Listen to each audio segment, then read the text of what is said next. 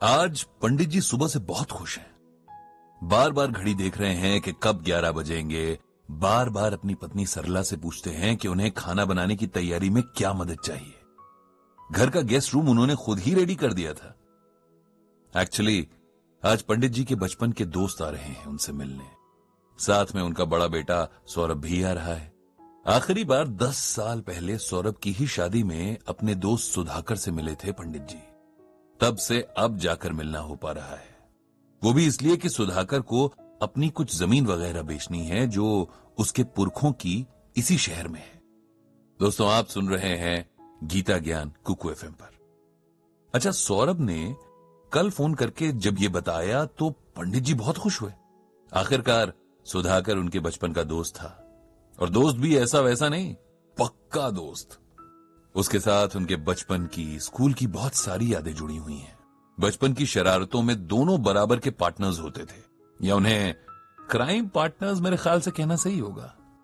बाग से आम चुराना हो या क्लासमेट्स के टिफिन से लंच चुराना, इसमें दोनों की बराबर की पार्टनरशिप होती थी।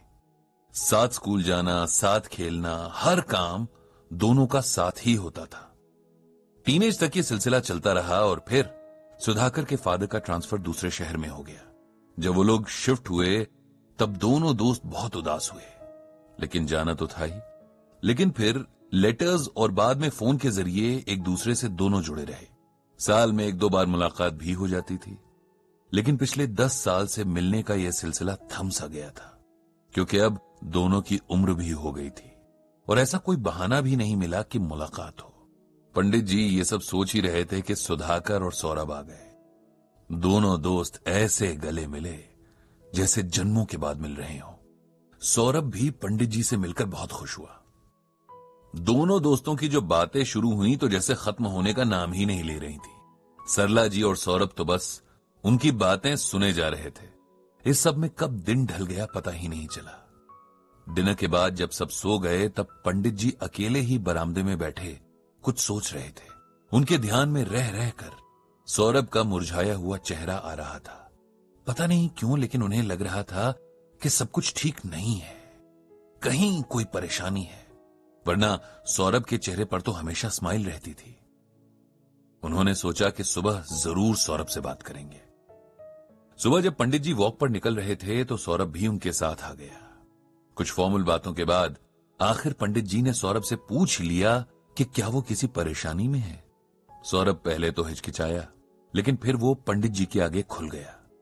उसने बताया कि उसकी लाइफ में पिछले कुछ सालों से बहुत टेंशन चल रही है, जिसकी वजह उसकी वाइफ और मदर का रिलेशन है। मैं समझा नहीं, पंडित जी ने सौरभ से कहा। सौरभ बोला, मैं आपको डिटेल में बताता हूं। मेरी शादी में तो आप आए ही थे। मेरी पत्नी निधि बहुत अच्छे नेचर की, समझदार और पढ़ी लिखी लड़की है। मेरी मां भी अच्छे नेचर की है, ये तो आप जानते ही हैं। शादी के कुछ वक्त बाद तक सब सही से चलता रहा, लेकिन फिर धीरे धीरे निधि और मां के बीच टेंशन बढ़नी शुरू हो गई। बहुत छोटी छोटी बातों से मिसअंडरस्टैंडिंग पैदा होनी शुरू होने लगी। दोनों को लगता था कि गलती हमेशा सामने वाले की है। पहले तो उन दोनों ने आपस में बात करके इश्यूज को सुलझाया, लेकिन धीरे धीरे उनके बीच बातचीत कम होने लगी और वो दोनों ही एक दूसरे की शिकायतें मुझसे करने लगी। मुझे समझ ही नहीं आता कि मैं क्या करूं, किसकी साइड लूं। मां को सही कहूं तो वाइफ नाराज हो जाएगी, और वाइफ को सही कहता हूं तो मां नाराज हो जाएगी। ये रोज रोज की लड़ाइयां अब इतनी बढ़ चुकी हैं कि मेरा ऑफिस से घर जाने का मन ही नहीं करता। पंडित जी को सौरभ की परेशानी अच्छे से समझ आ गई, लेकिन इसमें उनके दोस्त सुधाकर का रोल समझ नहीं आ रहा था। तुम्हारे पापा इस मामले में कुछ इंटरफेयर नहीं करते क्या? दोनों को समझाने की कोशिश नहीं करते? मेरे पापा का नेचर तो आप जानते ही हो। किसी भी तरह के लड़ाई झगड़े से वो दूर रहना पसंद करते हैं। फिर एज के साथ उनका ब्लड प्रेशर भी बढ़ा हुआ रहता है, इसीलिए हम भी नहीं चाहते कि उन्हें अननेसेसरी किसी टेंशन वाली सिचुएशन में घसीटें। एक ही घर में रहते हैं, इसीलिए पता तो उनको सब कुछ ही है, लेकिन वो सास बहू की लड़ाई में नहीं पड़ते। दोनों में से ना तो किसी को अच्छा कहते हैं ना बुरा। ये कहकर पंडित जी ने लंबी सांस ली। लेकिन ऐसा कब तक चलेगा? किसी न किसी को उन दोनों को साथ बिठाकर बात तो करनी ही पड़ेगी। क्या पता जब वो साथ बैठकर एक दूसरे से बात करेंगी तो उनकी मिसअंडरस्टैंडिंग्स दूर हो जाएं। मैंने कोशिश की थी अंकल, लेकिन कोई फायदा नहीं हुआ। निधि अब उस घर में और रहना नहीं चाहती और मैं इस उम्र में अपने पेरेंट्स को छोड़ना नहीं चाहता, लेकिन वाइफ को भी परेशान नहीं देख सकता। अब आप ही बताइए मुझे कि मैं क्या करूं। तुम्हारी सिचुएशन देखते हुए मैं तुम्हें गीता से एक श्लोक सुनाता हूं। इस श्लोक और उसके अर्थ को सुनने के बाद तुम्हें यह समझ आ जाएगा कि तुम्हारे परिवार में हो रही इस कलह का कारण क्या है। इस श्लोक को ध्यान से सुनो। उद्धेर दात मनात्मानम नात्मानम अवसादयेत आत्मैम ह्यात्मनोम बंधुरात्मय वृपुरात्मनः। कुरुक्षेत्र के मैदान में भगवान कृष्ण अर्जुन से कहते हैं कि हे अर्जुन, ये आत्मा ही आत्मा की सबसे प्रिय मित्र है और आत्मा ही आत्मा की परम शत्रु भी है। इसीलिए आत्मा का उद्धार करना चाहिए, विनाश नहीं। जिस व्यक्ति ने आत्मज्ञान से इस आत्मा को जाना है उसके लिए आत्मा मित्र है और जो आत्मज्ञान से दूर है उसके लिए आत्मा ही शत्रु है। अब इसका सिंपल वर्ड्स में मतलब सुनो। हम ये सोचते हैं कि फलाना इंसान हमारा दोस्त है और फलाना दुश्मन। इस सब में हम भूल जाते हैं कि शरीर तो आत्मा चला रही है। दो आत्माओं के पिछले जन्मों के कर्मों के कारण उनके अगले जन्मों में रिश्ते बनते या बिगड़ते हैं। तुम्हारी मां और पत्नी के कुछ पिछले जन्मों के रिश्ते होंगे, कुछ आपस के हिसाब किताब होंगे जो इस जन्म में भी उनके साथ आए हैं। इसी वजह से दोनों के बहुत समझदार होने के बावजूद ऐसी सिचुएशंस बनती जाती हैं कि उनके बीच सब खराब हो जाता है। अगर तुम और बाकी परिवार के लोग इस बात को समझ लो तो आधी परेशानी यहीं खत्म हो जाएगी। उसके बाद यह समझना है कि इस जन्म के कर्मों और उसके फल को आत्मा अगले जन्म तक लेकर जाएगी और फिर ये चक्र कभी खत्म नहीं होगा।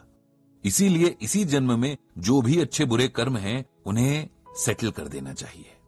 जितना हो सके हमें हर किसी में आत्मा देखनी चाहिए और समझना चाहिए कि हर सॉल्यूशन में हमें आत्मा के रोल को देखना है। किसी काम को करते हुए घमंड नहीं करना कि जी मैं ये कर रहा हूं। साथ ही दूसरों के कामों में भी यही सोचना है कि ये उस शरीर को चलाने वाली आत्मा का काम है। इसी तरह से सोचेंगे तो अगले व्यक्ति के प्रति गुस्सा या नफरत नहीं होगी। तुम्हारी पत्नी और मां के रिलेशन में जो भी हो रहा है वो इसी अज्ञान के कारण हो रहा है। अगर तुम उन्हें गीता ज्ञान को सही तरीके से समझा सको तो शायद उन्हें अब समझ भी आ जाएगा। सौरभ ने पंडित जी की बातें बड़े ध्यान से सुनी और समझने की कोशिश भी की, लेकिन यह सब उसके लिए बिल्कुल नया था क्योंकि उसने इससे पहले कभी गीता ज्ञान को इतना सीरियसली सुना या पढ़ा नहीं था। पंडित जी ये बातें जानते थे, इसीलिए उसे गीता को पढ़ने के लिए कहा और जहां समझ ना आए तो उनसे पूछने को कहा। सौरभ ने भी हामी भरी और दोनों घर आ गए और पंडित जी ने भगवान श्री कृष्ण से सबके जीवन में शांति की प्रार्थना की। इस तरह से गीता ज्ञान का ये एपिसोड जो आप कुकू एफएम पर सुन रहे हैं